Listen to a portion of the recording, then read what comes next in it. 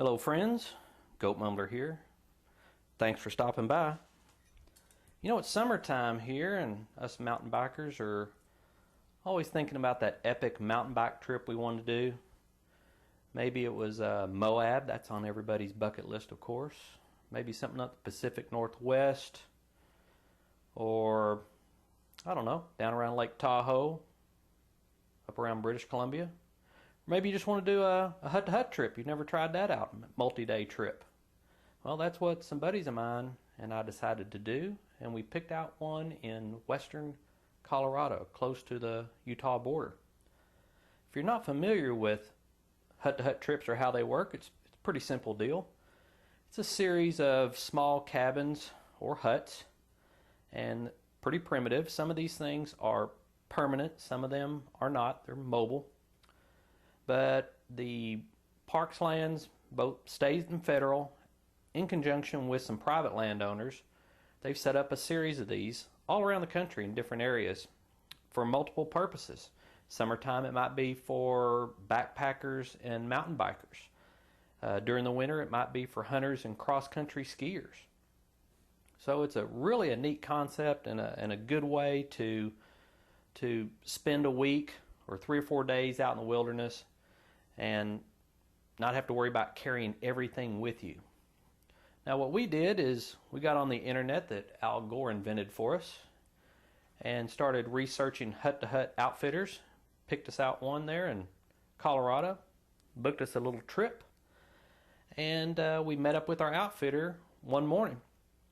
He grabbed our big duffel bag, he gave us some instructions, put us on the trail, and said, go that way, and in about 15 miles you'll find the hut.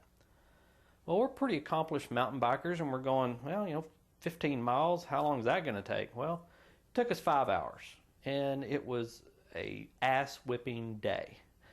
So I think it's good to be prepared for some of this stuff, and these are the items that I took for my preparation, and I'm going to tell you why I picked them.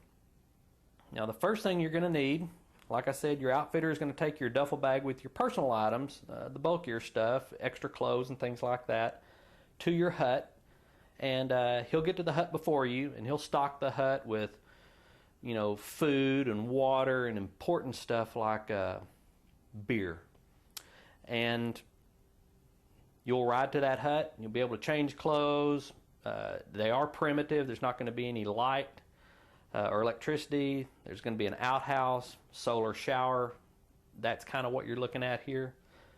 But you will be able to put your dirty clothes in your duffel, send it on with him the next day. You just need to carry the stuff you're going to need while you're out on the trail. And the best way to do that is with a backpack. And the most popular one is obviously the Camelback. For us mountain bikers and cyclists in general, the mule is probably the single most popular one out there for a lot of reasons. Number one, it holds a lot. It's got an excellent bladder. I'm not going to go through all the specs of how many cubic centimeters it is and all the different features, but it does have a nice big bladder. It carries a lot of stuff. Everything you see on this table I had in here, plus a sandwich for lunch and maybe a couple other things, and I still had room left over. It has some great features. Now this one is the Mule NV, Nancy Victor.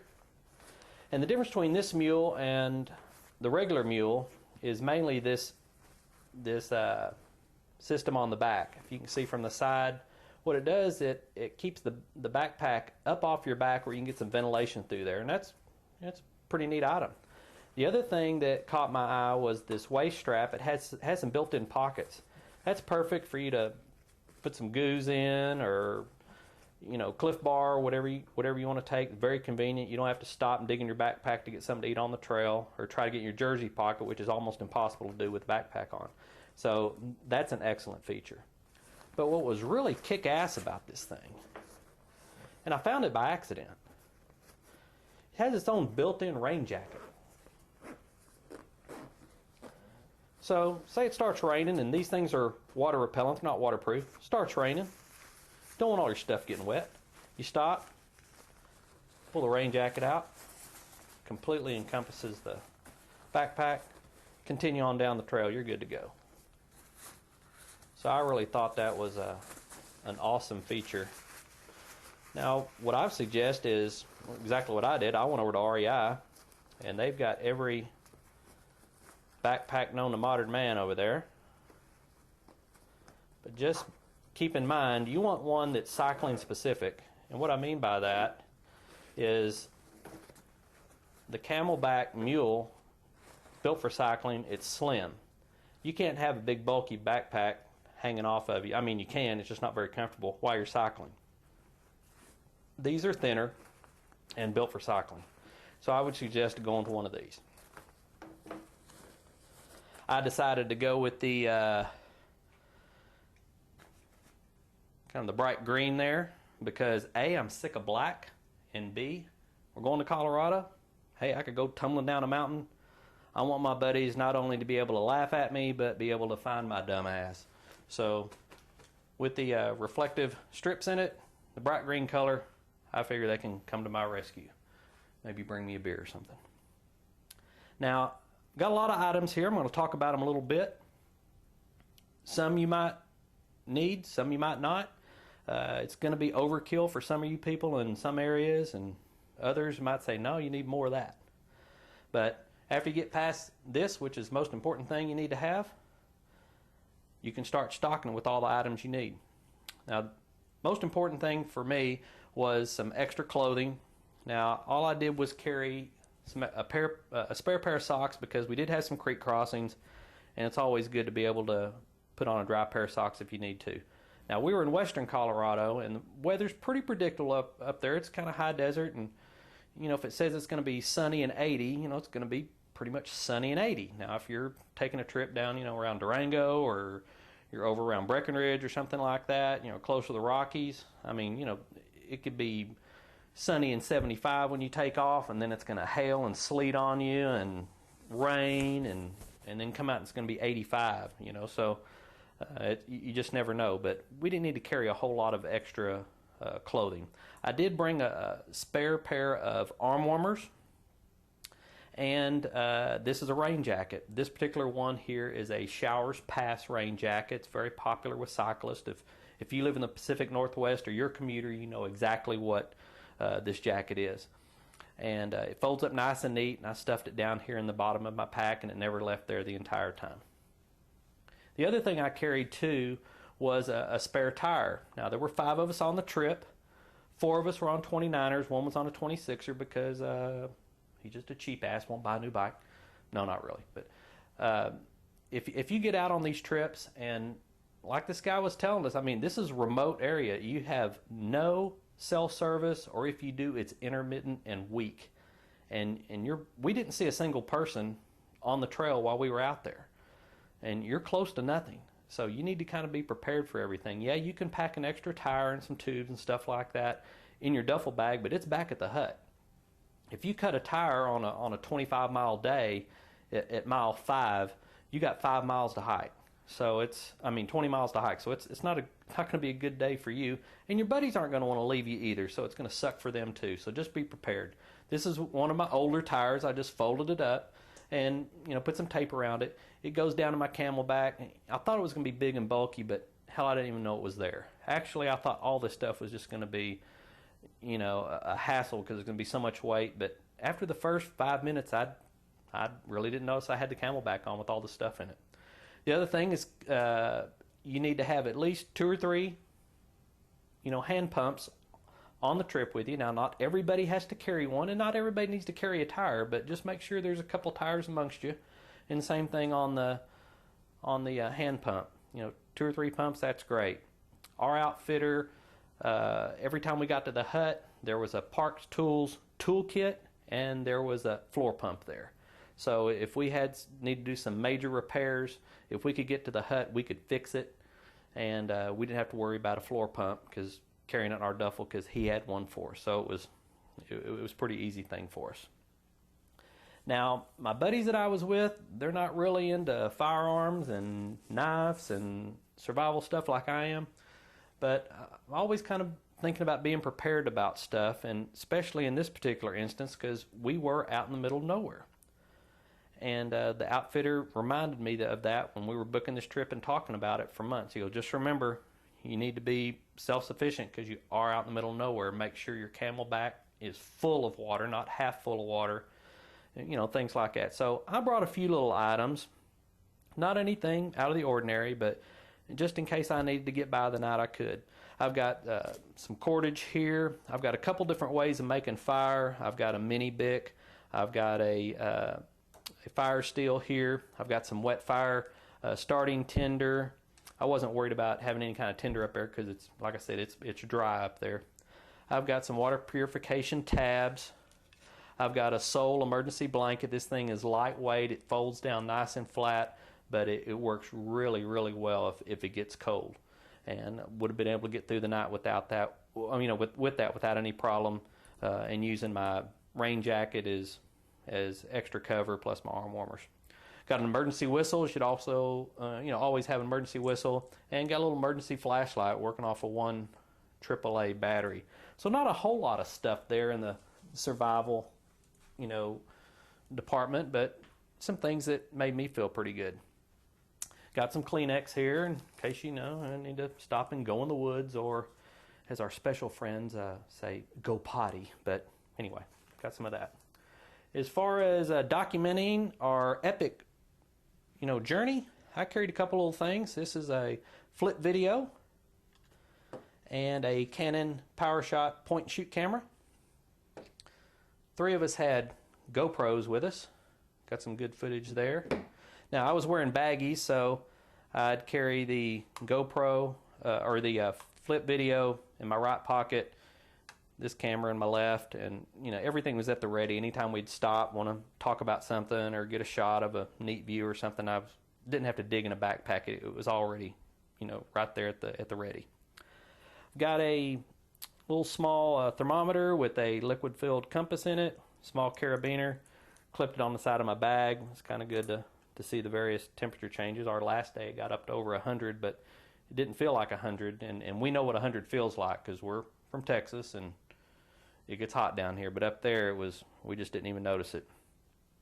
As far as food and nutrition, we got up every morning, fixed a kick-ass breakfast, or I should say I fixed a kick-ass breakfast because I ended up kind of being the chef, and then pack a sandwich, maybe some fruit or something to take along with you, and for lunch. But always need to carry some extra nutrition. Goose, honey stingers, that's kind of what I eat. These Cliff Shots and the little blocks, I like those too. But don't change up your routine. If you ride every week and, you know, goo, you know, mint chocolate is what you like, and, you know, don't change it up. If honey stingers is your deal, don't be bringing Cliff Bars. The reason is because, once again, you're out in the middle of nowhere, you're going to have to be self-sufficient, and you are at altitude. Your body processes food differently at altitude than it does down here in flat-ass Dallas, Texas. So don't be changing anything up. Just do it as you always have. Fill your bladder every morning full of water. Carry a sports drink of your choice in a bottle on your bike. And one other thing, and this was a lifesaver. These are Noon tablets. And if you're not familiar with Noon tablets, what they are is they're electrolyte tablets. 1 tablet, 16 ounces of water, and you're basically drinking Pedialyte. The first day we were there, one of our guys, it was a tough day. It was 15 miles, and the guy kept warning me, this is a tough day, this is a tough day. And we're sitting there going, how tough can it be? It's 15 freaking miles. And it took us 5 hours. It took us over 5 hours to do that 15 miles. One of our guys got dehydrated, and if you've ever been dehydrated, you know what I'm talking about. It's hard to come back from dehydration. If you get dehydrated, the best thing to do is, you know, get an IV. Well, that's not an option out there. It was on day 1 of our trip. We had no way to get the guy out of there, you know, if we wanted to. So we had to get him back. So we shoved 2 bottles of Noon down him. That's, you know, 36 ounces. And in a few hours, he was actually feeling, like a humanoid again. The next day, he was able to ride. No, he wasn't 100%, but as the day went on, it got better. Day 3, he was right back to where he was. But these tablets saved him. Come in a variety of colors or flavors. And there's some other products out there. Your local bike shop is going to carry these. This is the one I had. This is what worked for us. And I tell you what, I would almost gotten rid of everything in this bag because this saved our trip. It would have been tough to leave our buddy out there. As far as extra tools and such, I'm a knife guy. I'm a gun guy. I always have a blade with me. What I carried out there was a Spyderco, made in Golden, Colorado, as a matter of fact. This particular one is the native. I've got a few natives. This one is the black plastic handles, and it's lightweight, so I decided to carry it. I always need a good blade. I do have a concealed carry permit here in Texas, and it is valid in Colorado. I checked before we went. This happens to be a Ruger LCP and is a 380. I carried some defense ammo with me. You just never know what you're going to run into. We are, out in the middle of nowhere. There's guys running, illegal pot farms in the middle of these forests and things like that. Plus, animals and things. I just feel better having it with me. That's really why I carried it. It doesn't weigh very much. Pretty small. I had it in a pocket where I could get to it pretty quick. That's just me. Most people aren't going to carry one, but I do. Other thing I thought was kind of important was my Leatherman. This one happens to be a Wingman. I'm not going to go through all the tools it has on it, but it has a kick-ass set of pliers and cable cutters, plus some other things. If you know anything about multi-tools, the Leatherman is the standard by which all others are made. I had this one. A little beefy, a little heavy. They make some lighter versions, but that's what I carried in case we need to do some MacGyvering, if you know what I mean. As far as first aid, I carried some chapstick. Actually, I carried it in that little waist pocket I was telling you about, my chapstick. Gotta have some sunscreen. And you need some first aid kits. This is the one that I carry in my day pack. I modified it just a little bit. It's from REI. It's a 2 people 1 day pack. It's inexpensive, but it's actually stocked pretty well. Now what I did do, change it up a little bit. Got some off mosquito wipes in here. I threw those in there. I add, and to all of my first aid kits, I add extra tape. There's no substitute for tape. Moleskin, like I said, we did a lot of hiking and biking the first day. One of our guys got some blisters. Moleskin can save your trip. I'll add some moleskin. The other thing, since we are mountain bikers, you know what I'm talking about. You can get beat up pretty bad. You can't have too many butterfly bandages. Yeah, we had a doctor with us. Yeah, he could have sutured us up if it was that bad, but most of this stuff can be cleaned up and closed with some butterfly bandages. So I added about 10 more butterflies in here. It came with some 3x3 gauze bandages. I added some 4x4s. So if you do have a pretty bad wound, get it closed up with your butterflies. Get some antiseptic ointment in there. Put your 4x4 on there to keep the dust out. And wrap it with some extra tape that you have. Get back to the hut, and then you can really work on it. The other thing is some meds. I don't carry a bunch of meds. I'm not allergic to a lot of stuff and don't have real bad allergies. But there's some things that I think everybody ought to carry. Obviously, mountain bikers are good friends with Mr. Ibuprofen, so I always carry some ibuprofen. I also carry some Benadryl. If you have an allergic reaction to a plant or a sting, for instance, one time I got stung on my eyebrow, my eye swelled shut, got some Benadryl in me, and it opened back up where I could at least see what I was doing, so I always carry some Benadryl for that. One other thing is carry some antidiarrheals, maybe like some Imodium AD. Not only is it inconvenient to have diarrhea out on the trail, but it can also add to dehydration. You don't want to do that. Now, all of us were, late 40s, 50s, had a couple guys in their 60s, and these guys can ride, so that's not the problem. But always carry some aspirin. There's always that risk that someone could be having some chest pains, feel a heart attack or something coming on. If you can get an aspirin in them, you may have saved their life. But that's about all you can do for them out there. So, always carry some aspirin too. I just think it's a good idea.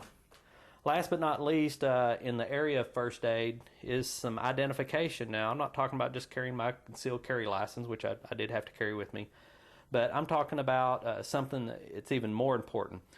This is a Road ID. That's the brand. You can go to roadid.com, get one of these. This one happens to be the rubber wristband version. You get them in various colors and things like that. It's got a little metal plate on here. Now, what I did is, in addition to having my legal name on there, and with the electronic record keeping now, even 1,000 miles away, a lot of hospitals can pull me up in the system. It also put on here my contact information as far as who do we want to contact in an emergency situation, which I put Miss Goat Mumbler down there. But the other things, I don't think your insurance information is important, because if you're being care flighted out or you're in an ambulance on a 40-mile trip to the hospital, they really don't care if you have insurance or not. But what they do want to know is, are you allergic to anything, and what's your blood type? So if I've gone tumbling down a mountain and I'm bleeding like a stuck pig, it's pretty nice to know that, hey, the Goat Mumbler's B negative, and he's allergic to nothing. So if we need to give him morphine, or we need to give him this, we need to give him that, it's full on, brother. They can do anything they want. So I just can't stress the importance of having the Road ID. The guys I ride with, yeah, they know how to get and make an emergency phone call to my wife for me, but they don't know that I'm B negative and I'm allergic to nothing. And that's important information for those guys that are treating me and get me fixed up and back on the road to recovery quick. So that's what I got, guys. That's what I got for you. That's what I carried. That's my reason for carrying it. Might have been goofy, might have not, but it worked out good for me. It looks like a lot of stuff, but it's really not. So if you guys are thinking about an epic trip, kind of make up your own kit, make it your own, have fun doing it. That's part of it. Hey, buy a bunch of new crap like a camelback and, rain jacket, and putting together a little survival kit, first aid and all that stuff. Yeah, that's part of the fun too. And then, of course, when you get out on the trail with your buddies, get to the hut, drinking that cold beer, that's where it all begins right there. So until next time, hope you guys are safe out there.